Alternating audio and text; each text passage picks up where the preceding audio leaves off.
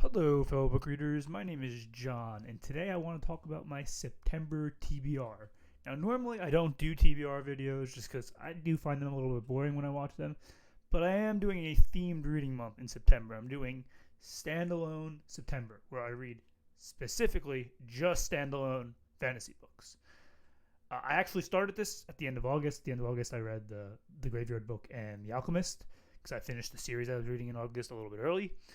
But throughout September, I'm going to be reading just standalone fantasy books, and I want to share them because, A, I think standalones are interesting and not enough people read them, and I want to share what I'm going to read, and B, I don't know everything there is to know about standalones, so I'd like to hear some from you guys. Maybe if you watch this, give me some suggestions. If there's anything else I should add to my list, even if I don't get to it this month, maybe I'll get to it in the future. So the first book I'm reading, and I'm actually almost finished with it. I started it in August, but I have like 20 pages left. I'll finish it today. Is The Night Circus by Aaron Morgenstern. And this book is about two magicians or wizards who are put into a deadly competition with each other by their mentor figures. And it's not what you think it is. This isn't about like dueling or anything. It revolves around them in a circus. They're running a circus and like which one will give up first. But if you give up, you die. The only way to win. It's crazy. It's great. It has a lot of powerful scenes in it. I'm not reviewing it. Why am I reviewing it right now? I'm reviewing it because I'm almost done with it. But yeah, that's the first book I'm reading. Second book I'm going to be reading, and I've been looking forward to reading this all year. This one's been on the list since the beginning of the year, is The Lions of Alderson by Guy Gavriel Kay. I've never read a Guy Gavriel Kay book before. I have read The Silmarillion, which I really adore, and Guy Gavriel Kay did have a small part in crafting the Silmarillion. He didn't write it, I don't think, but he helped edit it, I believe. It's not really known exactly what he did with the Silmarillion, but he was involved in the process of making it. Obviously, Stephen Tolkien and J.R.R. Tolkien are the two main orchestrators of the Silmarillion, but Guy Gavriel Kay played some sort of role in it. Anyway, The Lions of Alderson just sounds really interesting to me. It sounds like the most interesting Guy Gavriel Kay book, and Guy Gavriel Kay is the master of fantasy standalones, so really looking forward to reading this one. This is based on sort of a fantasy type Spain setting. Guy Gavriel Kay is known for his historical fiction fantasy work, and that's what this is. It's sort of a historical fiction fantasy. And what's going on? We follow three separate characters as they traverse the holy war that's going on in their country and the implications and the loyalties that it provides. It sounds really interesting. Now, I know this book is quite long and it doesn't like totally focus on like the war per se, but I'm a big character reader and I like a good setting, so I think I'm going to enjoy this one. And I'm just really interested in trying Guy Gavriel Kay, so even if I don't, it's going to be worth reading in my opinion. Okay, and then next up is another book that's been on the TBR since the beginning of the year. That would be The Goblin Emperor by Catherine Addison. I've never read a Catherine Addison book before. I've had my eyes on this one for a couple years now. This one just sounds really interesting and good to me. It's another sort of like character book. It's about Maya, this like sort of neglected half goblin prince who was not supposed to inherit the throne, who inherits the throne after all his family dies, and you get to see like what the court is like when they don't like the emperor. So obviously there's going to be a lot of backstabbing going on, a lot of undertones, some great theming, I'm sure. Yeah, I can't wait to read this one. It's another kind of long one, though, but I am really looking forward to it. Okay, and then next up after that is The Eyes of the Dragon by Stephen King. I've never read a Stephen King book before. I didn't even know this book existed until like a couple months ago. This was not on my TBR at the beginning of the year. I did plan on reading Salem's Lot, and I still plan on reading Salem's Lot. I was looking forward to that being my first Stephen King full-length novel. I have read a couple Stephen King short stories years ago. I never read a novel of him before. I was looking forward to Salem's Lot being the first one, but then I saw this as a fantasy book, and I was like, oh, yeah, I got to pick this up. I'm really looking forward to it.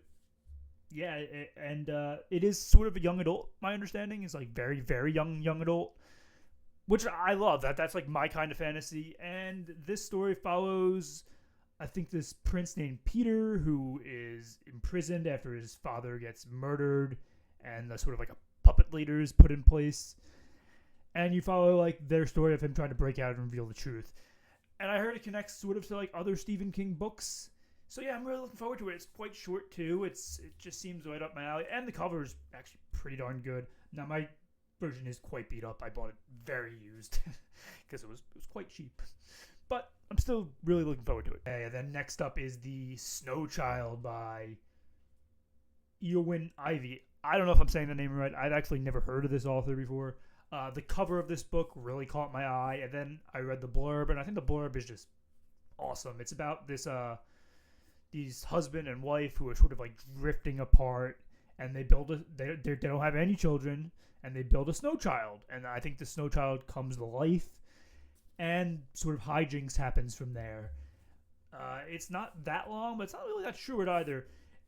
It's not like epic fantasy, but it is definitely a fantasy novel, and I really am looking forward to it. I think it's going to have some great theming. I think it's going to have some great like emotional moments. I think it's going to have some really good character work.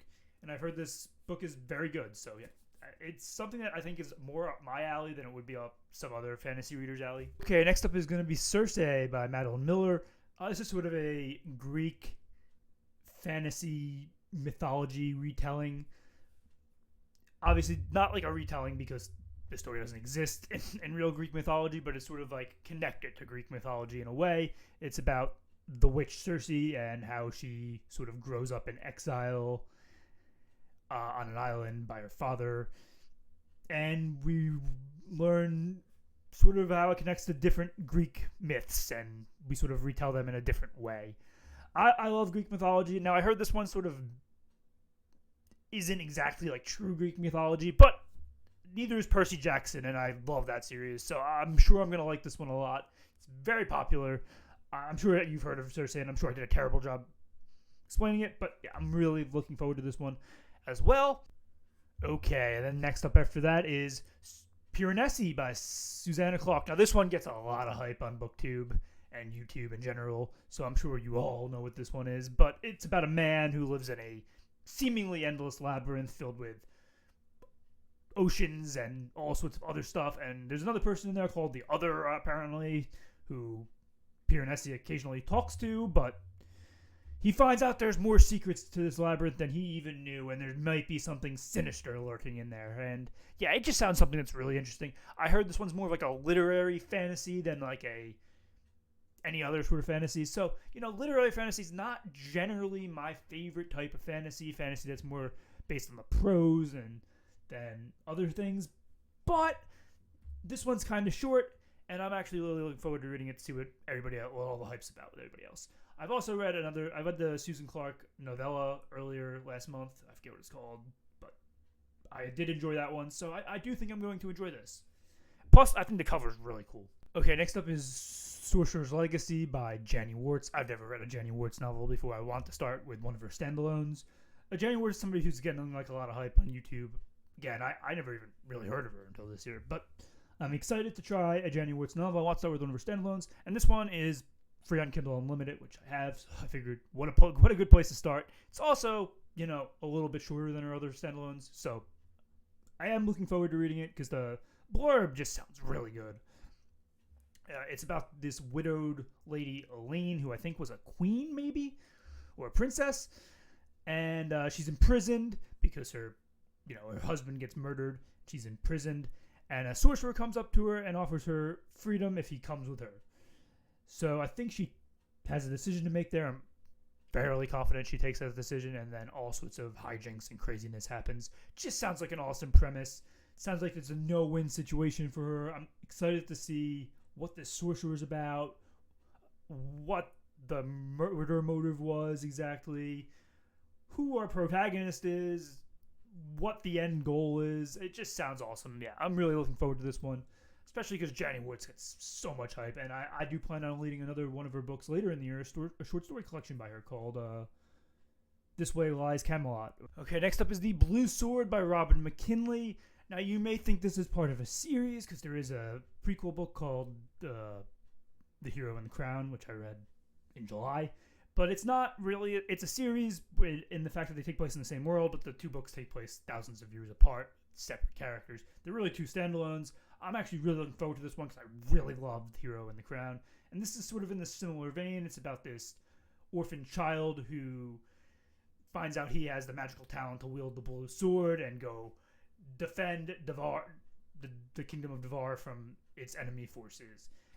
And I heard there's a lot of mythology that connects it back to the previous book, but that's it. It's just mythology.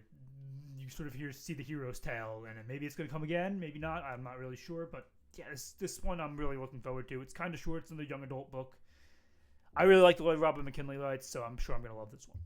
Yeah, so this book sounds really interesting. It's pretty darn long. It's about, sorts of betrayal and, like, this kingdom and can it hold its power and what's going on. And this, obviously this tower plays a unique role. And there's all sorts of gods and mythology involved. I would say this is more like epic fantasy than any of the other books almost. So, yeah, I'm looking forward to this one for sure. And this one, I think it won some awards when it came out. Definitely looking forward to it. I never heard of this book before, so I think it'll be very interesting. Okay, then next up is Spinning Silver by Naomi Novik. I've never read a Naomi Novik book before. She's really popular. I know she's really good too, so I actually can't wait to read this. She actually has a series that's on my TBR. It's not like on my immediate TBR, so I'm probably not going to read it this year. Maybe not even next year, but it's definitely going to be read at some point, probably. But I figured, what better place to start than with her Standalone? And this is, I think, her most famous standalone. I know there's also Uprooted. I think this one gets more recognition from what I see online. So yeah, I figured I'd read this one. And this is about a girl who takes over the family business, and this person wants her to turn silver into gold. And there's other point of view characters with other things going on. I think there's like something about a servant, and there's like multi-world is my understanding. So yeah, there's a lot going on in this novel. It's not like overly long either. I'm really looking forward to reading this one. I think the cover's very good too. Okay, then finally is The Princess Bride by William Goldman. I mean, I'm sure you've all seen the movie, so I don't really have to explain this one too much, but it's about Buttercup, who gets kidnapped, and all sorts of shenanigans break on as she tries to rescue people, and people try to rescue her. Very good stuff. It's a classic. Yeah, this is a classic, so I'm sure you understand it better than I just explained it. And that is it. That is all that's on the Standalone TBR. It's 13 books, so yeah. And trust me, I don't know if I'm probably gonna get through them all, but there could be others that are added to the list. Like the Phantom Tollbooth, I probably will read the Phantom Tollbooth by Norton Juster this month.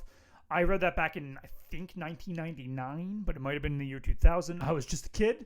So, it's been a long, long time since I read it. I think it was the first fantasy book I ever read. I actually think I read the first chapter of Sorcerer's Stone, put Sorcerer's Stone down, read all of the Phantom Tollbooth, and then picked up the Sorcerer's Stone and read all of that.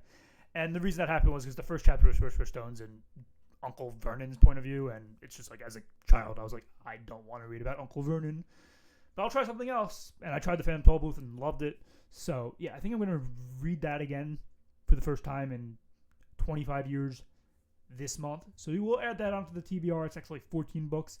But I am, like I said, looking for other standalones. I just don't know enough standalones in the fantasy world. So give me any, and it could be any subgenre of fantasy. I read them all. I read epic, I read high, I read low, I read cozy, I read romantasy. I read pretty much all urban, literary, any subgenre of fantasy, give it to me. Let me know what you think are the best standalone fantasy novels and what I should read other than these 14. And like I said, I have read a good chunk of fantasy standalones. I read some this year even. But I am looking for more. I'm always looking for more. And yeah, this is Standalone September. I've been excited to do this for a few months when I decided, you know what, I'm going to do Standalone September. And actually next month is going to be Vampire October. And November I'm going to do Short Story November. So the next 3 months are all going to be sort of themed months. Now, I will be reading a series next month as well because it has vampires in it, Empire of the Vampire. But let's not talk about that right now. Let's concentrate on Standalone September. I don't know why I'm getting ahead of myself. That's my list. It's 14 books, and I am looking forward to reading them all. Okay, next up is The Raven Tower by Anne Leckie.